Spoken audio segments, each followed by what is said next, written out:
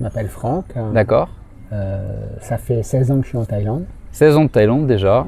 et 5 ans restaurateur à Chiang Mai. D'accord.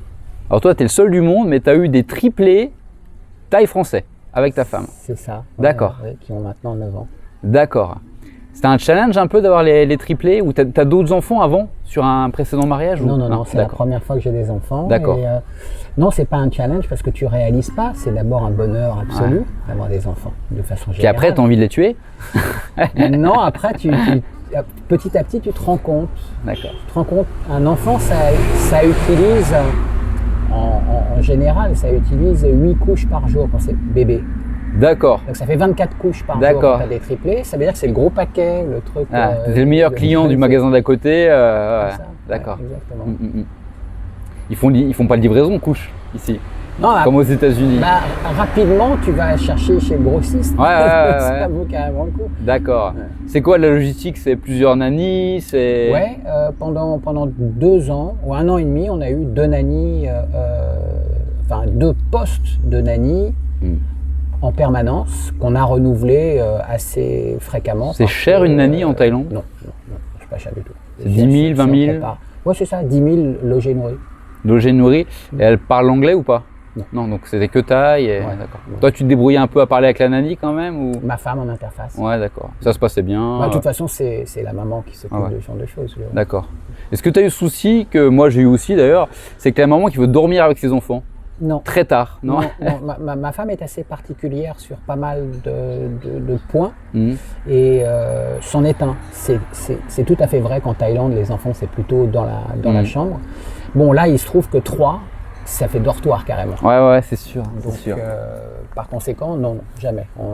Enfin, de façon exceptionnelle, une nuit comme ça, pour une raison précise. mais D'accord. Bah bien, donc ils ont leur propre chambre à 3, d'accord. Ouais. Et là, ils ont quel âge maintenant? 9 ans. D'accord. Ils ont leur propre chambre à 3 ou comment ça se passe? Alors, c'est comme ils veulent. En fait, D'accord. on a une maison qui a 3 chambres d'enfants, D'accord. mais ils préfèrent dormir tous les 3 dans D'accord. la même. C'est C'est l'habitude. des vrais jumeaux? Ils sont identiques ou... J'en ai 2 identiques et un 3e. Donc, en fait, il y a D'accord. homozygote et puis un œuf supplémentaire. D'accord. Mais c'est une bande de potes. Donc 2 qui sont absolument parfaitement identiques, c'est ça veut dire?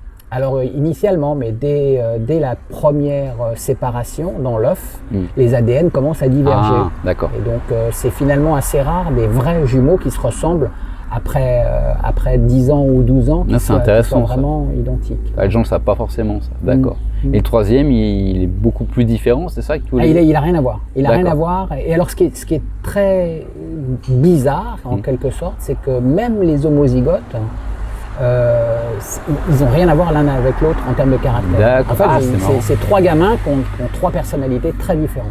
Très D'accord, différentes. ok. Alors ils ont la même éducation, bien évidemment. Donc ta femme a accouché en césarienne. Ouais, bah oui, alors attention, tu as 3 médecins accoucheurs et 3 infirmières. Du coup, il n'y a pas de place pour le père. Moi, j'étais candidat pour aller dans la salle. Ils m'ont dit, tu dégages, toi. T'es trop petit. Ouais, d'accord. Ouais. 3... Et il y a eu 3 cordons du coup, je suppose, non? Oui, bien sûr. D'accord.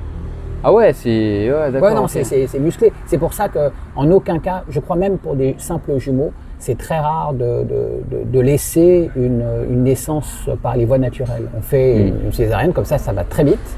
Et il n'y a pas de souci de cordon autour du cou, de trucs comme ça. Ouais, parce qu'ils sont 2, donc ça va être le bazar là-dedans. D'accord, ok. Il y a des trucs qu'on ne se rendait pas compte au début, parce que x3 partout, x3 sur les dépenses, sur les besoins, sur les... C'est un délire intégral. Ah, c'est un délire intégral. Et plus, au début, c'est que du bonheur, hein, parce que tu as des enfants. Et d'un Au coup, début, t'as t'as dit, une hein. grosse famille. T'as dit au début. Ouais, parce que petit à petit, tu te rends compte que finalement, déjà à l'hôpital, ils se rendent compte pour toi. Ils ne te donnent pas les enfants. Bon, ils sont nés un peu prématurément. Ils sont nés à 1 mois avant terme. Mais en réalité, comme ils ont partagé l'énergie de la mère à 3, donc ils avaient quelques petites imperfections. En particulier, ils avaient l'hépatite du nouveau-né. Donc ils sont restés en couveuse pendant quelques jours, hein, sous lampe UV, pour doper un peu justement ce foie qui était pas tout à fait mature. Et derrière, ils ne te donnent pas les enfants tout de suite. Ils t'en donnent un, tu rentres à la maison avec un, tu t'habitues un peu, puis tu reviens chercher un second, Ah, et puis après, carrément. tu viens rechercher un 3e. Ben oui, parce que quand tu n'es pas entraîné comme ça, et 3 nouveau-nés d'un coup, c'est un délire D'accord. intégral. Et donc après, là, tu commences à réaliser que c'est pas si Mais facile que c'est quoi le délai entre les 3? Donc le premier. Quelques jours. Ah, deuxième quelques jours. Et c'est toi de demander ou c'est à eux de te dire c'est bon? Ouais, c'est l'hôpital, c'est un médecin, c'est le truc. Tu vois, tu négocies D'accord. rarement avec ces mecs-là, ils s'y connaissent vraiment. Du coup, tu connais pas les différences entre les hôpitaux thaï et français? Tu pourrais pas nous dire ce qui a été différent? Non, ça en plus c'était un hôpital international, donc. D'accord, oui. Donc, non, bon, je connais les hôpitaux français, parce que j'ai quand même vécu 45 ans en France, et malheureusement, je pense qu'il y a un vrai souci. Il n'y a pas assez de budget consacré à la santé en France, de très loin. Et les hôpitaux à Bangkok, pour tous ceux qui ont fait l'expérience, quelquefois malheureuse, c'est un délire, c'est magnifique. Ouais, je confirme, pour moi aussi, en personnel, c'est rapide. Ouais. Moi, j'avais eu, je te coupe un peu, mais juste pour dire ce que les gens, j'avais eu une analyse, je sais plus, urine sanguine, une radio, un scan, à 1 heure ou 2, quoi. Ouais, c'est tac, clac, clac, le médecin a tiens, j'ai vos scans. Alors, attends, en France, ouais, rendez-vous et machin. C'est ça, absolument. Et ouais, les gens ne se rendent pas compte, c'est toujours que la Thaïlande, ben, malheureusement, la France est en train de carrément de. Et puis la Thaïlande, j'ai l'impression que c'est. C'est vraiment dommage, parce qu'on avait avant un système de soins vraiment performant et puis la sécurité sociale et tout ça, ça a été pas mal endommagé. C'est marrant que les Thaïs nous envient la sécu en France et je leur dis non mais restez là. Restez là. Faut avoir de l'argent. Hein. Oui, aussi. La sécu ici, voilà, c'est ça ou l'assurance santé de toute façon. Mais ça commence à se développer. J'ai vu, c'est un peu hors sujet après, mais beaucoup de boîtes maintenant qui proposent une assurance santé aux Thaïs. Donc c'est en train d'aller mieux pendant que nous on est en train de sombrer, quoi. Donc c'est ça. Ouais. Globalement, l'école, tu as 3 choix. Ou bien tu vas à l'école Thaï. Ou bien tu vas à l'école internationale. Donc l'école Thaï, c'est gratuit? L'école Thaï, c'est gratuit comme en France. D'accord. International. International, c'est très cher. C'est pas français déjà là? Non, international. D'accord, parce que tu avais le lycée français à Bangkok, mais ça n'a rien à voir. L'école française. Moi, alors, on a à Chiang Mai, hein, juste que je. Voilà. C'est-à-dire que le lycée français, c'est comme une boîte internationale. Ça coûte 10 000 € par an. Pour un petit qui a quelques années. Pour n'importe qui, c'est le même tarif de la maternelle à la terminale. C'est pas par rapport à tes revenus ou... C'est hors de question, j'en ai 3. Ça fait 30 000 €. 30 000 € fois 15 ans d'études. C'est pas calculé par rapport aux revenus? Non. C'est d'accord. Alors en revanche, il y a un système de bourse. D'accord. De toute façon, ça ne m'intéresse pas, malheureusement, puisque moi, je ne vais pas envoyer mes enfants tout seuls à Bangkok et j'habite pas Bangkok. Oui. Système de bourse, c'est par rapport à leurs résultats ou par rapport à tes moyens financiers? Non, par rapport à tes moyens financiers. Ça passe par l'ambassade. D'accord. Et les bourses par rapport à tes résultats, c'est plus tard. Et c'est assez... bon, ça dépend. Il y a des différentes versions. D'accord, ok. 30 000 € par mois, par an, je veux dire, oui, c'est ça. Et donc, j'ai choisi, de toute façon, c'était... Juste, pardon, tu avais dit 3 possibilités. Donc, tu as dit école Thaï, école internationale. Et donc, il y a l'école bilingue. Ce sont des écoles qui sont régies sous le même module que les écoles Thaï, mais elles ont un programme international. Les cours sont en anglais? Et donc, 50% des cours sont en anglais, 50% des cours sont en thaï. D'accord. Spécial dédicace à Ben, interview à un prof d'anglais français à Shanghai. D'accord. Et donc, je voulais ça absolument parce que je veux qu'ils apprennent à lire, écrire en thaï, qu'ils aient un bon niveau, avant de switcher éventuellement, s'ils veulent continuer à faire des études. Pour faire un cursus un peu supérieur, il faut parler l'anglais. Et donc après, mon plan est de les faire passer en international pour la 6e ou plus tard. C'est pas payant, si là? C'est nécessaire. Si, bien sûr, c'est payant. Mais c'est pas 10 000 €. C'est pas du tout les mêmes tarifs. D'accord. Oui, c'est très beau. Hein, ça ressemble pas mal au collège que j'ai connu. D'accord. C'est-à-dire il y a 50 ans. Parce qu'on a du mal à faire la différence. International, c'est public, c'est gouvernemental? Non, international, toutes ces écoles-là sont privées. C'est privé? Il n'y a que l'école Thaï à 100%. Et le bilingue, du coup? Et le bilingue, c'est privé aussi. C'est privé, mais c'est moins cher. Ouais. Et pourquoi c'est moins cher que le...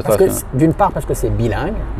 Et d'autre part, parce que ils ont un positionnement qui est celui-ci précisément. Oui, mais par rapport à l'international, c'est la même chose. Hein, non, l'international, c'est que des cours en anglais. Ah, et là, tu n'as que 50%. Oui, c'est ça. D'accord. Donc, international, ils ne parlent pas thaï, ils n'écrivent pas thaï. L'international, pour faire un petit résumé, la cible, c'est en général des gamins qui ne resteront pas en Thaïlande. D'accord, ah oui, d'accord. Ok. ok, et qui souvent ont des parents qui ne sont pas thaïs. C'est pour ça que toi t'as dit, moi j'ai envie qu'ils parlent thaï, qu'ils écrivent thaï, parce que leur maman est thaï, leur culture est thaï, donc... Peut-être ils voudront Bien. rester dans leur Oui, pays, donc la moindre des choses, c'est de savoir parler, l'écrire et lire. Et pour les gens qui se demandent le niveau scolaire en Thaïlande par rapport en France, qui ont peur de rester là pour l'école, qu'est-ce que tu aurais à dire là-dessus? Je pense que c'est très compliqué parce que j'ai pas du tout la moindre idée du niveau français D'accord. aujourd'hui. À mon époque, le niveau était correct. D'accord.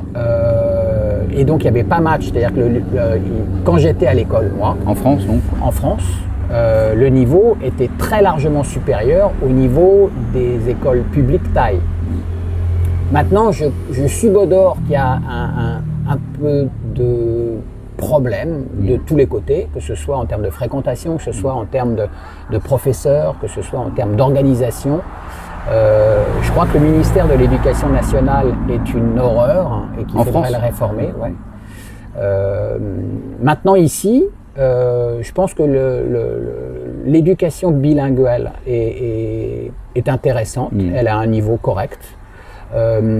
L'éducation internationale est très bonne puisqu'on peut aller après, il y a pas mal d'exemples de gamins qui vont faire leurs études supérieures aux États-Unis, en Angleterre, en Allemagne, en France. Après, il faut les moyens de leur payer aussi l'appart là-bas. Et bourses, s'ils sont bons, d'accord. S'ils sont bons, il y a la possibilité d'avoir des bourses. À 100%? Ça dépend du niveau des parents. D'accord, ok. Tout ça est mis en balance, c'est-à-dire qu'en fait, si tu as des problèmes financiers et que le gamin est bon, il peut avoir une bourse à 100%, bien sûr. Puis tout ça s'équilibre. Okay.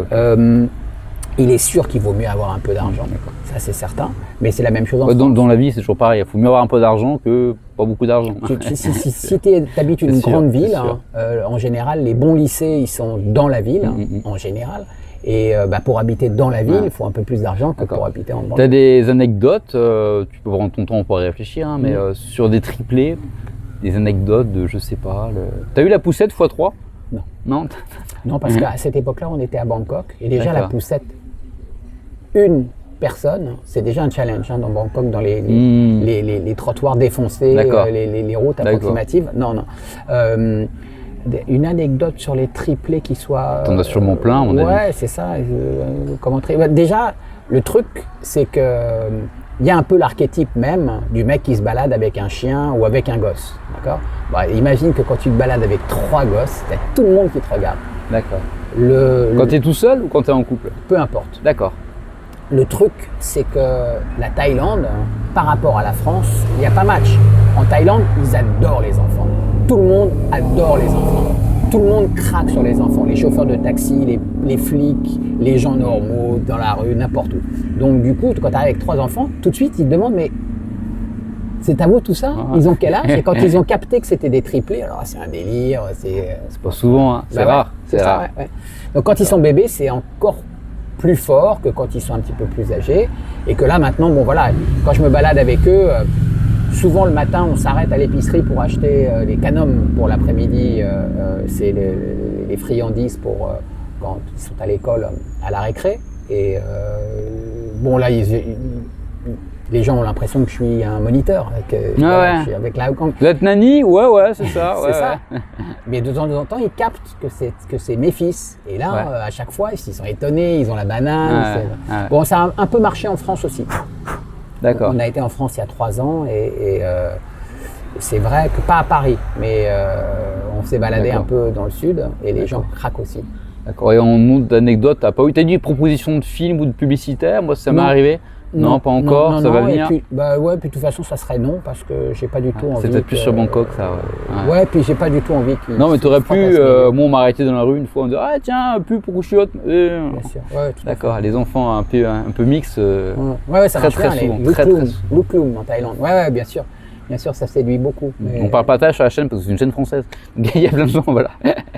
Et c'est bien. D'accord. Et d'autres anecdotes? Non, sinon, ça va être assez.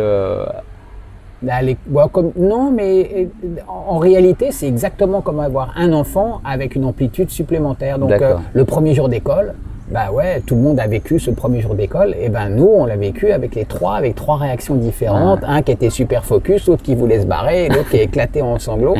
Donc voilà, c'est pas mal de choses comme ça. Tu prends 10 ans, non, après? Non, ça va? Tu prends des cheveux blancs? Non, je crois que tu rajeunis. D'accord. Tu rajeunis, ça t'ouvre une perspective qui est très différente. C'est les nouveaux buts, et puis c'est des petits mecs, maintenant ils ont 9 ans. C'est des mecs, ils sont vachement intéressés, ils posent sans arrêt des questions, il faut leur faire des choses. Comment c'est entre eux les affinités? C'est des potes. D'accord. Ils ont une chance inouïe. Moi, j'ai une grande sœur, mais qui était très grande par rapport à moi. Donc, du coup, quand j'avais 9, 11 ans, 12 ans, j'étais pas mal seul. Après, il y a eu les potes. La mobilette et les potes. Ouais, mais eux, ils sont tout le temps en bande. Tout le temps. Mais ils sont dans la même classe? Ouais. Dans la même école? Ouais. Ils sont assis à côté? Pas nécessairement. D'accord, ok. Ils doivent se soutenir et tout, c'est vrai que Bien sûr. c'est pas pareil. Et puis, hein. ils jouent ensemble sans arrêt. D'accord. Non, ils sont très complices. Ouais. D'accord. Là, pour une équipe de foot, c'est bien, t'en as 3 déjà. Exactement, c'est un bon début. Voilà, d'accord. T'as pas envie d'en avoir d'autres? Ça va aller comme ça. Ouais, En j'imagine. vrai, non, la réponse est erronée. Si, j'aimerais beaucoup en avoir plein d'autres, parce que maintenant que je sais ce que c'est vraiment top, mais ça nécessite des moyens financiers que je n'ai pas. Ouais, puis de l'énergie. Et puis, Ouais, l'énergie, tu la trouves. Quand t'as le pognon, tu trouves l'énergie. Tu vois, les premières années, c'est pas compliqué d'avoir des nannies. Mais bon, il faut pouvoir subvenir à ces besoins qui sont exponentiels au fur et à mesure où ils vieillissent. Donc là, tu as un restaurant. Ouais. Voilà. Moi, j'avais pas capté au début, porte mais bien son nom. voilà, parce qu'au début, bah non, on est là, bon, bah, d'accord, par rapport à un collègue. Et qu'est-ce qu'on peut dire sur ton restaurant? Comment ça s'est fait? Parce que tu n'y connaissais rien à la restauration. Ouais, j'étais totalement étranger à ce T'étais métier. pas chef, t'étais pas serveur avant. J'ai une très solide expérience de client Voilà. depuis très jeune. Oui, mais bon, ça veut rien dire, ça. Absolument. D'accord. Non, ce qui s'est passé, c'est que les premiers mois que nous avons passés à Chiang Mai, c'était très compliqué de sortir en famille parce que les enfants, ils ont envie de trucs. Et quand tu es dans ces trucs à enfants, tu n'as qu'une idée, c'est de partir. Et puis quand tu trouves enfin un truc qui te plaît, les enfants, très vite, ils ont envie de se barrer.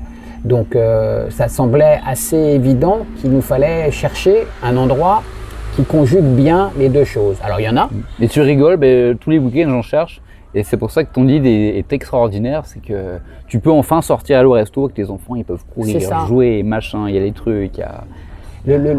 Et donc le truc, en fait, souvent, c'est pas bien équilibré. C'est-à-dire qu'il y a toujours un penchant qui fait que, bon, voilà, la nourriture est moyenne. Donc du coup, tu as été 2 fois déjà. Oui, pardon.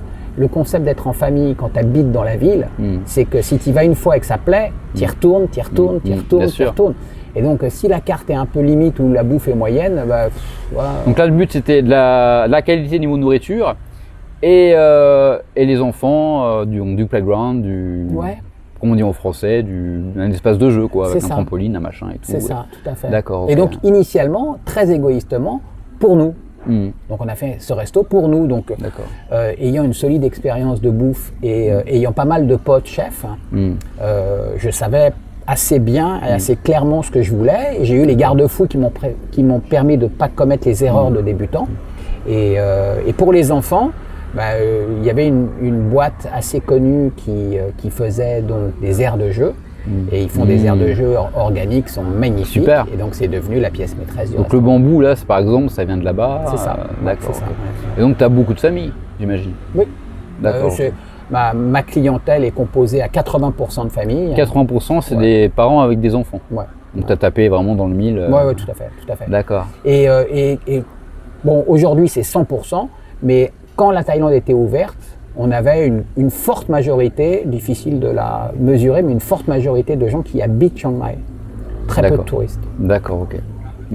Et quand on en vient à aller en Thaïlande, est-ce que c'était un rêve? Est-ce que ça s'est fait après un voyage? C'est le hasard. Le hasard, j'ai décidé d'arrêter mes occupations professionnelles en France.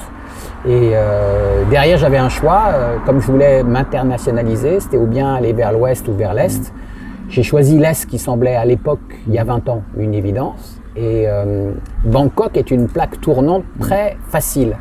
Donc de Bangkok, ça me permettait d'aller prospecter à Singapour, à Hong Kong, à Taipei. Et finalement, à force d'en faire une plaque tournante, c'est devenu mon lieu de vie. Tu connais bien Chiang Mai? On est super bien à Chiang Mai. C'est probablement une des plus... Toi qui habitais à Bangkok, est-ce que tu as un petit comparatif à faire? Ça n'a rien à voir. Ça n'a rien à voir. Déjà, c'est pas tout à fait pour la même catégorie de personnes. Quand j'étais à Bangkok, je sortais beaucoup, je faisais beaucoup la fête et je travaillais pas mal. À Chiang Mai, il n'y a pas grand-chose pour faire la fête. Il n'y a pas besoin de sortir beaucoup parce que on prend une moto ou une voiture, en moins de 10 minutes, on est dans la nature, dans la montagne. Magnifique. Bon, il n'y a pas la mer, mais... Magnifique, hein, si vous aimez les 2 roues, magnifique. Ouais, ça, les balades en moto, c'est magnifique. un délice. Un délice. Ouais. Et donc, je dirais que de surcroît, il y a une très grande différence de prix entre Bangkok et Chiang Mai. Tout à fait. Et aujourd'hui, Bangkok est devenu, moi je l'ai quitté il y a presque 10 ans, c'est devenu cher. C'est devenu carrément cher. Alors que Chiang Mai est resté raisonnable. Je rebondis sur le 2 roues. Il y a beaucoup de motards, et ils sont un peu entre eux, et beaucoup de motards francophones. Donc si vous aimez la moto, oui, voilà. c'est vrai. Vous venez ici, vous demandez, et il y a un bon groupe de motards, de gens très sympas, et c'est assez francophone. Il y a je pense, d'autres langues d'ailleurs dans le groupe de motards. Bien sûr, et puis c'est pas du tout exclusif, hein. C'est n'importe quel type de moto, voilà. N'importe quelle marque. Bourré, pas bourré, non je rigole. D'accord. Ouais. Et un petit truc qui est intéressant, parce que moi je connais pas, c'est comment c'était, grosso modo, à Bangkok il y a 16 ans, comment c'est maintenant, est-ce qu'il y a eu des grosses évolutions, des trucs surprenants, Énorme. C'était vraiment sympa il y a une vingtaine d'années. Il y avait pas mal de bars et de boîtes, hein. C'était pas cher. On pouvait sortir en bande, on pouvait payer des coups à tout le monde, et puis se faire payer des coups Et une soirée à l'américaine, en démarrant le restaurant à 20h et en finissant à 4h ou 5h du matin, ça coûtait 20% de ce que ça coûte aujourd'hui. Il n'y avait pas tout ce côté exclusif qu'il y a maintenant aujourd'hui avec ces restaurants, une étoile Michelin, etc. C'était beaucoup plus bon enfant. D'autant que ça fait 2 ans maintenant que les choses, comme un peu partout dans le monde, sont devenues tristes. Mais même avant ça, ça avait évolué. Et donc, il y a une particularité en Thaïlande, c'est qu'il y a beaucoup de choses qui sont interdites. Et donc, elles se font un peu à la manière des speakeasy de la prohibition américaine. Donc, et ça, il y en avait plein des bars, c'était super rigolo, de genres très différents, des trucs où c'était des étudiants, des trucs où c'était plutôt des expats, des trucs où c'était plutôt... Bon, voilà. Mais ça, on comprend pas. En Thaïlande, tu as ce qui est interdit, tu as ce qui est toléré et tu as ce qui est vraiment fait. Tu as 3 trucs différents. C'est vrai, hein. Les gens me disent, mais les casques obligatoires? Je fais oui. Ah, mais ils n'ont pas de casque? Je fais oui. C'est vrai, c'est... Voilà. Ouais, d'accord. Est-ce que tu aurais un truc à rajouter en termes d'éducation triplée, de Bangkok, de Chiang Mai, pour ton resto peut-être, un truc que tu n'aurais peut-être pas dit ou tu aimerais revenir dessus, hein? Prends ton temps. Écoute, ce que je pense, j'ai un peu voyagé. J'étais plongeur avant, donc j'ai pas mal voyagé à droite à gauche. Je connais assez bien les États-Unis. Plongeur au restaurant ou plongeur Scuba diving. D'accord, voilà. Et donc j'ai fait les principaux spots de plongée. T'as quel niveau pour les connaisseurs? Je suis comment ça s'appelle? Je suis PADI et je crois que ça s'appelle Advanced Open Water. D'accord, moi j'ai niveau 1. Et donc, le truc, c'est que quand tu es en advance, ça veut dire que tu peux faire toutes les plongées à partir du moment où tu es accompagné par un donc, master jusqu'à 30 diver. mètres, 50 mètres, c'est bon. Alors, en théorie, la plongée de touriste, c'est jusqu'à 30 mètres. PADI recommande de ne pas aller plus bas. Il arrive d'aller à 40 ou quelque chose. Ça n'a pas beaucoup d'intérêt. Hein. Quand tu vas profond, il n'y a plus de couleurs, il n'y a plus de coraux, donc bon. Ouais. Mais tout ça pour dire que je pense sincèrement que Chiang Mai, hein, c'est le meilleur compromis du monde. C'est pas un pays dangereux, c'est magnifique. La bouffe est merveilleuse. Hein. Il y a un vrai cadre de santé. Arrivé à un certain âge, sans parler du 3e âge, c'est important. Il n'y a pas le Bangkok Hospital qui a une antenne là, par exemple. Il y a Ram Hospital, il y a Bangkok Hospital. C'est très sérieux. Tu peux faire pas mal de choses ici. Enfin, si jamais il t'arrive quelque chose, c'est vraiment pas trop un problème. Dans le pire des cas, tu peux être rapatrié sur Bangkok. Et à Bangkok, on fait tout ce qu'on peut faire en France, quasiment. La vie est pas très chère. Les gens sont gentils. Il n'y a pas d'insécurité. En tout cas, pas d'insécurité pour les étrangers. Si tu habites un village, c'est une autre chose. Il y a de la criminalité assez élevée en Thaïlande, mais c'est la criminalité de voisinage dans les petits villages. Et puis dans les grandes villes, il faut faire le minimum attention, mais ça n'a rien à voir avec ce qu'on peut connaître en France. Donc, pour ceux qui ont envie de s'expatrier pour des raisons de vouloir changer de cadre de vie, la Thaïlande, c'est vraiment un choix. Et Chiang Mai, c'est le meilleur choix que tu puisses trouver en Thaïlande. D'accord. Eh ben, écoute, super. Ben, écoute, merci pour ton invitation, moi, merci David. pour l'interview. Et Merci. n'hésitez pas à vous abonner, à liker, à même laisser des mauvais commentaires, ça fait toujours rire. Et puis, si vous êtes à Chiang Mai, vous avez envie de parler français, moto et manger, bah voilà, vous avez tout et on mettra si tu as des liens Facebook, Insta, ce que tu veux, Bien sûr. en description. Merci. Salut.